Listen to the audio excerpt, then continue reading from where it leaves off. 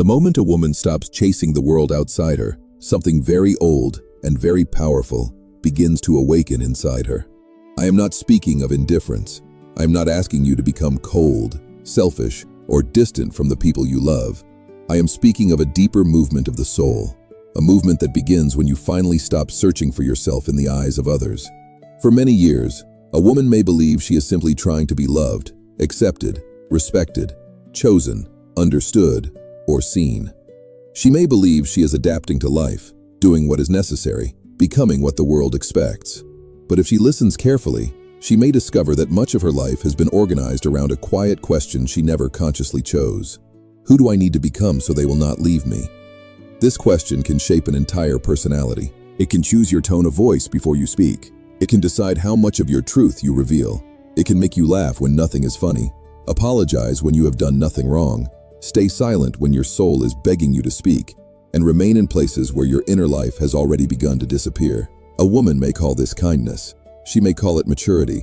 She may say she is simply being reasonable, spiritual, patient, or understanding.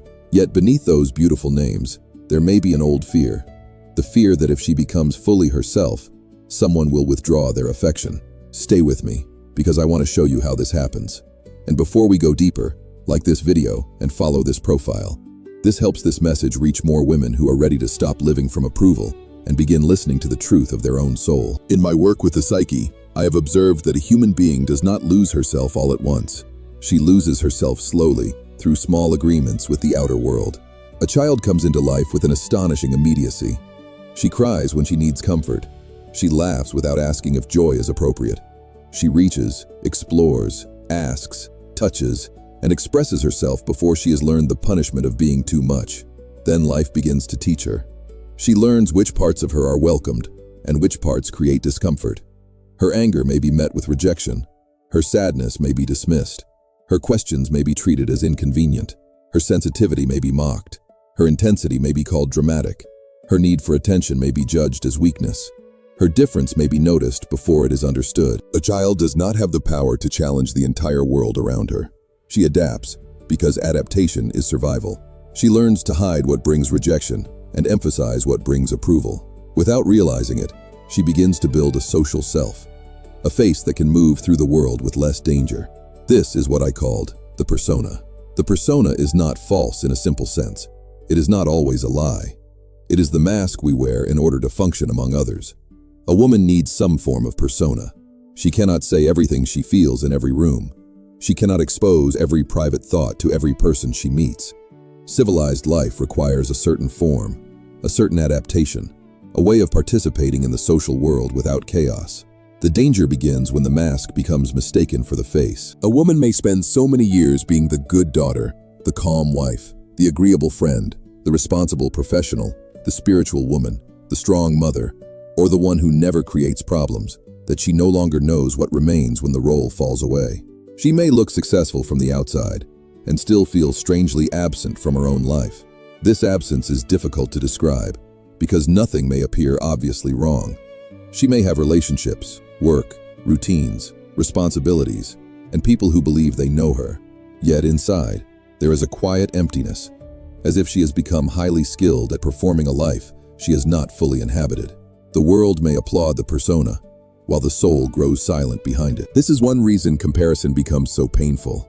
A woman who does not have a firm relationship with her own center is easily disturbed by the image of another woman's life.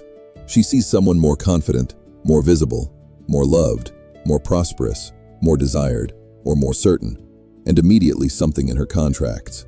She may think the pain comes from the other person's success, but often the pain comes from her own distance from herself.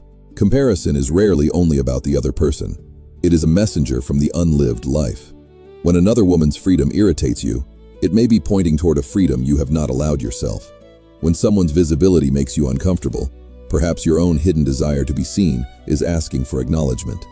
When you judge someone for being too ambitious, too emotional, too sensual, too expressive, or too confident, you may be looking at a piece of your own shadow. Projection is one of the great tricks of the unconscious. Whatever we cannot bear to see in ourselves, we often meet in exaggerated form outside ourselves. A woman who has buried her anger may be deeply disturbed by women who speak sharply. A woman who was taught that needing love is shameful may judge others for appearing needy. A woman who exiled her ambition may resent the one who openly pursues what she wants. She thinks she is reacting to the other person, but in a deeper sense, she is reacting to a forbidden part of herself. This is why focusing on yourself is not a shallow instruction.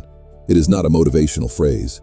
It is the beginning of psychological honesty. To focus on yourself, in the deeper sense, means that when life disturbs you, you do not immediately run outward in blame, envy, comparison, explanation, or performance.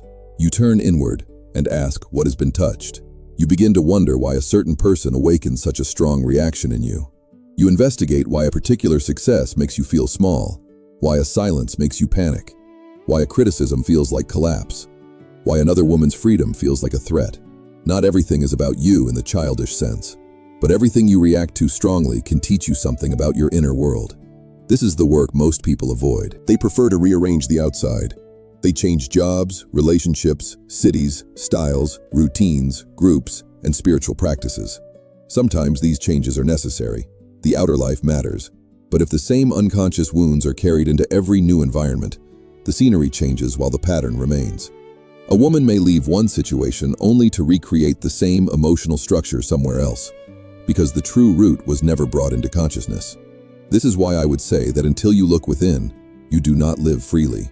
You live in reaction. You react to approval. You react to rejection. You react to praise. You react to criticism. You react to the success of others. You react to silence, distance, comparison, expectation, and fear. The world becomes a field of triggers because the inner world has not yet been understood. But the day you begin to know yourself, something changes. The same world may still exist around you, but it no longer possesses you in the same way. Another person can succeed without it becoming proof that you have failed. Someone can misunderstand you without destroying your center. A relationship can become uncertain without immediately throwing you back into the terror of abandonment. A door can close without convincing you that your life has no direction. This is what it means to develop an inner center. It is not arrogance. It is not isolation. It is the quiet knowledge that your value cannot be handed to you by the crowd, and therefore cannot be taken away by the crowd either. A woman without an inner center must borrow herself from the world. She waits to see how others respond before she knows whether she is worthy. If they praise her, she rises. If they ignore her, she collapses. If they desire her, she feels alive. If they withdraw, she questions her entire existence. Her emotional life becomes dependent on movements outside her control. This dependence may appear as love, devotion, ambition, or sociability, but underneath, it is often an exile from the self. The persona can help her belong, but it cannot give her a soul. And this is where the shadow waits. The shadow is not merely the darkness in you. It is not only what you hate, fear, or judge. It also contains what you abandoned in order to be loved. It contains the anger you are not allowed to express, the desire you were taught to hide, the courage that would have made others uncomfortable, the tenderness you protected behind independence, the ambition you disguised as modesty, and the wild intelligence you softened so no one would feel threatened. A woman may spend years trying to become acceptable, while the most alive parts of her are buried beneath the need to be approved. This buried life does not disappear. It returns through symptoms, dreams, irritation, anxiety, depression, resentment, and the strange sense that even when everything looks fine, something essential is missing. The soul does not remain silent forever. If you do not listen when it whispers, it will eventually speak through discomfort. This is why discomfort must not always be treated as an enemy. There is suffering that requires care, support, and at times, professional help. I do not romanticize pain, but ordinary psychological discomfort often contains information. Anxiety may tell you that the life you are performing no longer fits the life you are meant to live. Boredom may reveal that your energy has withdrawn from a path that once gave you identity. Envy may point toward a desire you have not admitted. Irritation may show you a boundary you have ignored. Sadness may reveal what your persona has cost your soul. If every uncomfortable feeling is immediately silenced, medicated by distraction, drowned in scrolling, covered by busyness, or explained away, the psyche loses one of its most important languages. Many people believe self-knowledge begins with calm reflection. Sometimes it does, but very often it begins with discomfort that refuses to disappear. It begins with the moment you realize you are tired of performing peace while your inner world is full of noise. It begins when the mask that once protected you begins to suffocate you. This is why the call to focus on yourself can feel threatening. The moment you begin looking inward, you may meet parts of yourself you have spent years avoiding. You may see that your generosity sometimes hides fear of rejection. Your patience may conceal a terror of conflict. Your independence may protect an old wound of not being held. Your perfectionism may be a bargain with shame. Your constant availability may be the way you try to secure love. This does not mean you are false. It means you are human. The work is not to condemn yourself, but to become honest enough that you no longer need to be ruled by what remains unconscious. A woman who sees the hidden bargain behind her behavior begins to recover choice. She no longer has to give automatically. She can choose generosity without fear. She no longer has to remain silent. She can choose peace without self-erasure. She no longer has to chase approval. She can choose connection without abandoning her center. This is individuation. Individuation is the process of becoming who you are beneath the layers of adaptation. It is not the creation of a perfect personality. It is the slow integration of the parts of the psyche that were divided, hidden, exaggerated, or denied. It is the movement from living as a collection of roles toward living from a deeper center. Many people misunderstand this. They imagine that becoming themselves means rejecting everyone else, breaking every bond, or living only according to personal desire. That is not individuation. That is often another form of ego inflation. True individuation does not make you less capable of love. It makes your love more real because it is no longer built on performance. A woman who belongs to herself can love without disappearing. She can care without becoming consumed. She can listen without surrendering her truth. She can be close without losing her center. She can be alone without feeling erased. When a woman does not belong to herself, every relationship becomes a negotiation for identity. She asks, often without words, "Who do I need to be so you will stay?" But when she begins to return inward, the question changes. She begins to ask, "Can I remain connected to you without abandoning what is true in me?" This is a very different way of living. It changes love. It changes work. It changes friendship. It changes the way she walks into a room, the way she speaks, the way she receives silence, the way she handles criticism, and the way she responds to another person's success. If this message is helping you see the difference between your mask and your real self, like this video now. Let that small act mark the moment you stop treating self-knowledge as a luxury and begin seeing it as the foundation of your life. Now let us speak about the outer world, because the modern world is built to keep you outside yourself. Never before has the human being had so many opportunities to compare, perform, display, edit, measure, and seek validation. Every screen invites you to look outward. Someone is always more beautiful, more successful, more peaceful, more disciplined, more loved, more spiritual, more desired, or more certain. The persona has found a perfect stage in the digital world. This does not make technology evil. The danger is not that you use these tools. The danger is that you begin to confuse attention with value. A woman may post a part of herself and then wait for the world to tell her what it is worth. She may measure the meaning of her expression by the speed of response. She may feel alive when she is noticed, and strangely ashamed when she is not. Without realizing it, she has allowed the crowd to become a mirror. But the crowd is not a true mirror. It does not show the soul. It reflects visibility, timing, appetite, habit, and algorithmic movement. Your value cannot be voted on. It cannot rise because more people approve of you, and it cannot collapse because they do not understand you. The deepest parts of you existed before anyone named them, praised them, desired them, criticized them, or ignored them. The work is to reconnect with that prior value. This is not easy, because the need for approval is ancient. Human beings are social creatures. In earlier times, belonging to the group was connected to survival. Rejection was not merely emotional, it could be dangerous. So the body remembers.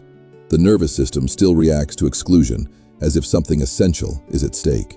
This is why a cold message, a lack of response, a public criticism, or seeing others celebrated can feel so intense. But psychological maturity requires that we bring consciousness to ancient instincts. You cannot allow the primitive fear of exclusion to govern your entire identity. A woman who is ruled by approval will betray herself in small ways before she notices the cost. She will choose the acceptable dream over the true one. She will remain in the relationship that keeps her image stable, but empties her emotionally. She will say yes because disappointing others feels unbearable. She will create a life that receives applause from the outside, while producing loneliness on the inside. And then, one day, she may wonder why she feels so far from herself. This distance is not accidental. It is the result of many moments in which she chose the outer gaze over the inner voice. The return to yourself begins when you stop making the outer gaze your God. I use the word God here carefully. Whatever has final authority over your sense of worth becomes, psychologically, a God. If approval decides whether you are allowed to feel valuable, approval has become your God. If comparison decides whether you are successful, comparison has become your God. If romantic attention decides whether you feel lovable, desire has become your God. If money decides whether you feel safe enough to exist, money has taken a sacred place in the psyche. The soul suffers when a false God sits at the center. The self must return to the center. In my language, the self is not the ego. The ego is the conscious identity, the part of you that says, I, that has a name, a history, a role, and a place in society. The ego is necessary. Without it, you could not function. But the ego is not the whole of you. The self is larger. It is the organizing center of the total psyche, including what you know and what you do not yet know, what you have lived and what remains unlived, what has been accepted and what waits in shadow. The ego becomes healthy when it learns to relate to the self, rather than pretend to be the entire personality. A woman identified only with the ego is easily shaken. Her image must be protected. Her role must be confirmed. Her plans must unfold as expected. Her worth must be mirrored by others. But a woman in relationship with the self begins to live from a deeper ground. She still feels pain, but she is not destroyed by every wound.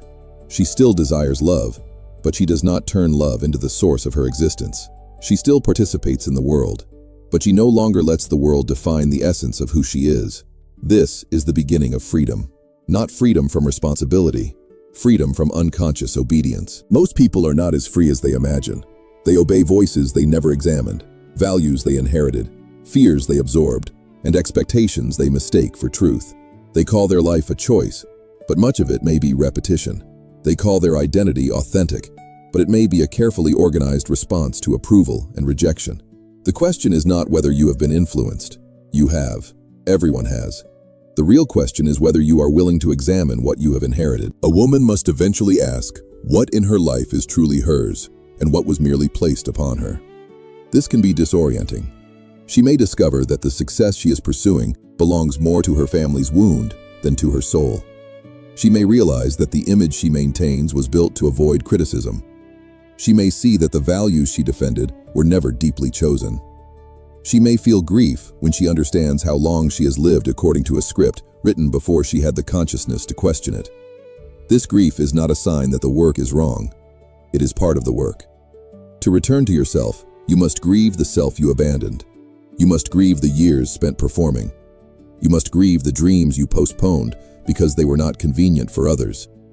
You must grieve the tenderness you hardened, the anger you swallowed, the voice you lowered, and the desires you judged before they had a chance to speak.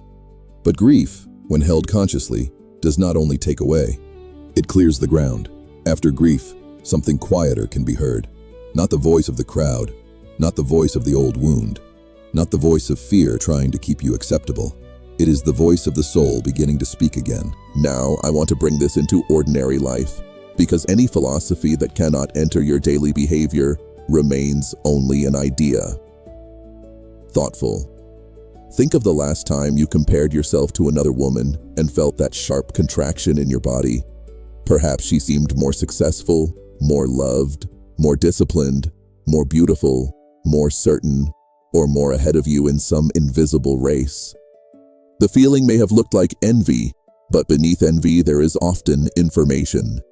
It may be pointing toward a desire you have not admitted, a grief you have not processed, or a belief that your life is late. Sighs. Comparison becomes destructive when it convinces you to abandon the path that belongs to you. Another person's life can awaken you, but it cannot become your map. The conditions of your life are specific. Your wounds, gifts, timing, temperament, responsibilities, desires, and inner calling are not identical to anyone else's. When you use another person's path as the measure of your own, you suffer not because your life has no meaning, but because you are measuring it with the wrong instrument. This is one of the quiet tragedies of modern life. Many people do not fail because they lack potential. They fail to inhabit their own path because they keep trying to prove they are not behind on someone else's. A woman can be deeply gifted and still feel inadequate if she judges her life through another woman's timing. She may be building something slow, rooted and true, but because the outer world rewards speed, display, and immediate recognition, she begins to distrust the very rhythm of her soul. She tries to accelerate what needs depth. She tries to imitate what was never meant for her. She begins to perform urgency, not because the soul is calling her forward, but because comparison has made stillness feel like failure. To focus on yourself is to return to your own rhythm. This does not mean you stop learning from others. It means you stop using others as evidence against yourself. You can admire without shrinking. You can learn without copying. You can be inspired without abandoning your own center. The world will always offer you 1,000 mirrors. The question is whether you know which ones distort you. Some mirrors flatter the persona. They show you the image you want to maintain. Some mirrors wound the ego. They show you where you feel behind, unseen, or insufficient. But the mirror of the soul is different. It may not flatter you, but it tells the truth. It does not ask whether you are impressive. It asks whether you are becoming whole. This is the question most people avoid. They ask whether they are successful, attractive, admired, chosen, productive, disciplined, or ahead. These questions are not meaningless, but they are not the deepest questions. The soul asks whether your life is truly yours. It asks whether your choices are aligned with the center of your being, whether your relationships allow your truth to breathe, whether your work expresses something living in you, and whether the woman you show to the world still has contact with the woman you are when no one is watching. This last question matters deeply. Who are you when no one is looking? Not who do you pretend to be. Not who do you become when you are trying to be desired, respected, admired, envied, needed, or approved of. Who remains when the performance ends, when the room is quiet, when there is no audience to impress and no one to disappoint. Many women fear this silence because they do not know what they will find there. They may discover exhaustion. They may discover anger. They may discover desires that no longer fit the life they built. They may discover that the relationship everyone praises is emotionally lonely. They may discover that the career they chose for security has no soul in it. They may discover that being admired for strength has prevented them from receiving tenderness. This is why solitude is difficult. I am not speaking of isolation. Isolation is often a withdrawal from life. Conscious solitude is a return to the inner world. It is the space where you can hear your own voice without the constant noise of other people's expectations. A woman who cannot tolerate being alone with herself will often seek in others what she has not yet learned to find within. She may mistake attention for connection. She may confuse noise with belonging. She may fill every quiet moment because silence threatens to reveal the distance between the life she performs and the life she actually feels. The ability to sit with yourself is one of the first signs that individuation has begun. In solitude, the persona weakens. There is no one to impress. The roles soften. The unconscious begins to speak through memories, dreams, bodily sensations, longings, images, and feelings that were too subtle to hear in the noise. This is why many people fear silence. Silence does not create the truth. It reveals what has already been waiting. If you cannot be alone without immediately seeking distraction, do not condemn yourself. Begin with curiosity. Ask what the silence seems to threaten. Does it bring loneliness, grief, boredom, guilt, or the fear that there is no one inside you without the roles you play? That question can become a doorway. Because the woman who returns to herself must eventually learn to stop running from her own interior life. There is no true freedom without this. You may travel the world, change your appearance, build a career, find love, gain recognition, and still remain unfree if you cannot sit honestly with what moves inside you. Outer expansion without inner contact can become another form of escape. Now, I want to speak about approval with great care. The need for approval is not shameful. Every human being needs to be seen, touched, recognized, and welcomed. The problem begins when approval becomes the authority that decides whether you are allowed to exist as yourself. When a woman depends on approval for identity, she does not simply enjoy being loved. She becomes frightened of losing the reflection that tells her who she is. This fear makes her manipulable. She may stay in groups that give her belonging but demand uniformity. She may remain in relationships where she is loved only for the role she performs. She may follow leaders, trends, or communities that offer certainty in exchange for her own discernment. She may silence her intuition because disagreement would risk exclusion.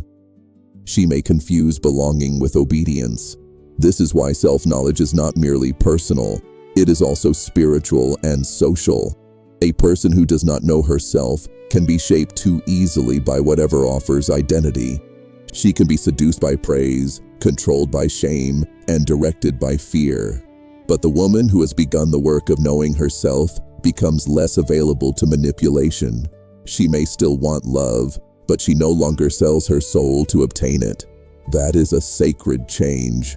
When you stop chasing approval, your relationships begin to reveal their true nature. Some people will feel relieved because they never wanted your performance. They wanted your presence. Others may become uncomfortable because they were attached to the version of you that made their life easier. This is not always cruelty. Often people simply become accustomed to the role you have played. If you have always been the one who understands, your honesty may feel like aggression to those who benefited from your silence. If you have always been available, your boundaries may seem like rejection. If you have always made yourself smaller, your growth may be experienced as a threat by people who arrange their comfort around your contraction. This is why becoming yourself can cost you. It may cost approval. It may change relationships. It may expose the difference between love and attachment. It may make you grieve people who preferred your mask. But the cost of never becoming yourself is greater, because that cost is paid with your life. I have said in many ways that the unlived life does not simply disappear. It turns into symptoms, resentment, projection, and fate. Whatever you refuse to meet inside yourself often returns from outside as circumstance. If you will not listen to the inner conflict, life may arrange a conflict so visible that you can no longer avoid it. If you will not admit your hunger for truth, you may become depressed inside a life that looks acceptable. If you will not recognize your anger, you may keep attracting situations that force you to feel it. If you will not see your need for freedom, you may experience every responsibility as a prison. This is not punishment. It is psyche seeking consciousness. The unconscious wants to be known. The soul wants to become whole. What you avoid does not vanish. It waits for another form. That is why self-knowledge is not a luxury.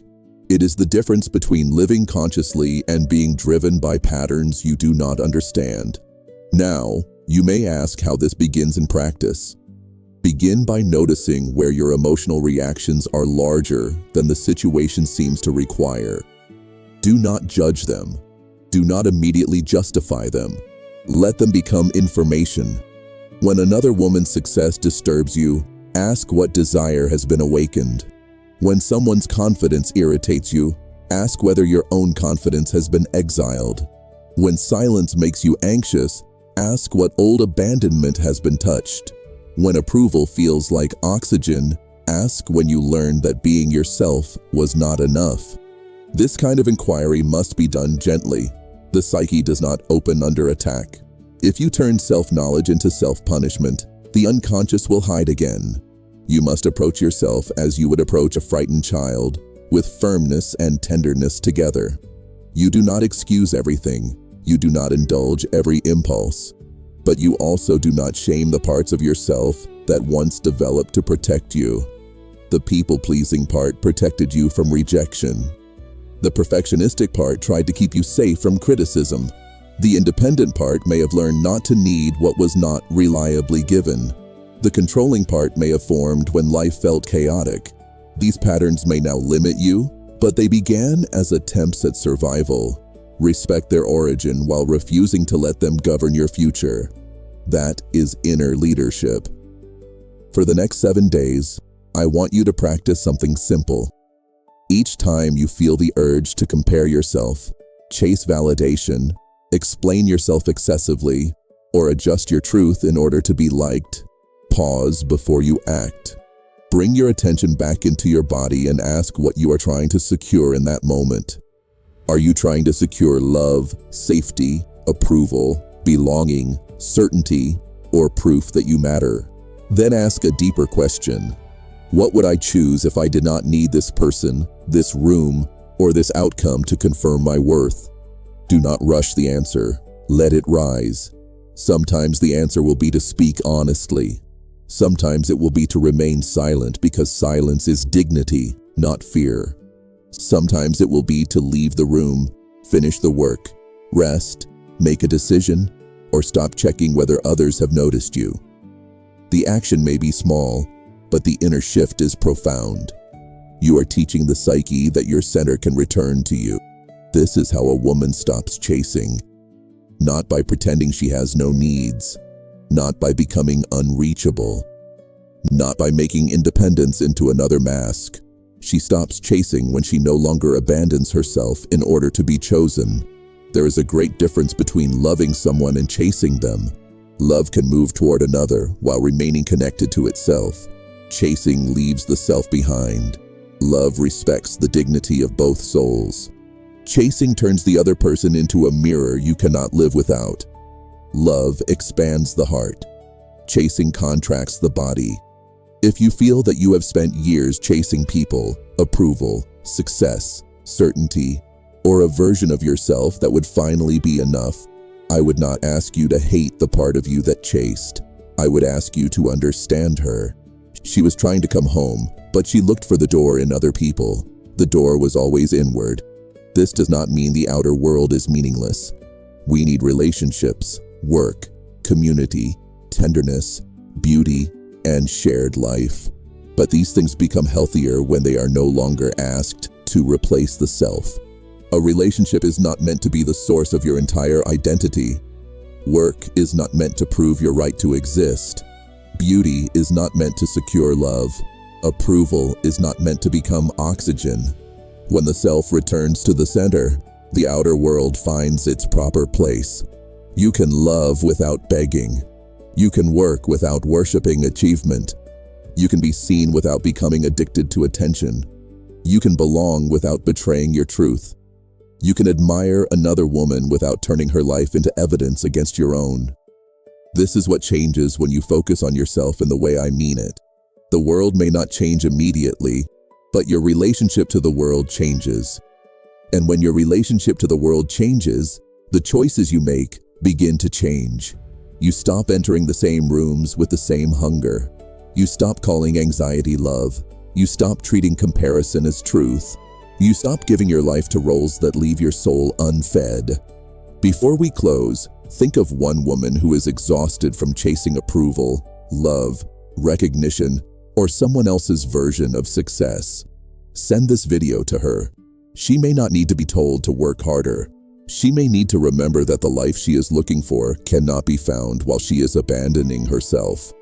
Now write in the comments the city where you are watching from and tell me if this message made sense to you. What have you been chasing outside yourself?